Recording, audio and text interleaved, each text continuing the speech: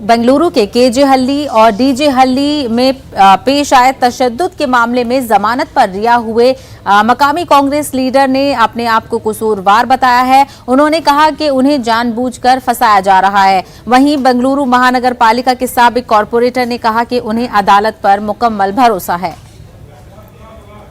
Fraser town वालों को और पूरे बेंगलुरु जितने भी आवाम है जो मुझे जानती है, they know that I've been framed in the case, okay, and it is a big conspiracy against me.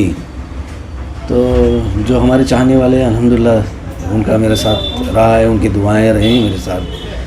ज़रूर ज़रूर हमें जो उम्मीदें हैं जुडिशरी पे, हमें 100% रिलीफ मिलेगी। यस, मैं बोला ना 20 साल से कॉर्पोरेटर रहे हम यहाँ के, तो सबको कटक रही थी बात, ठीक है।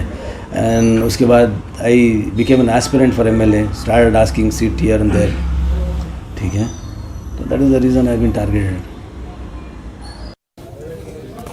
हुकूमत के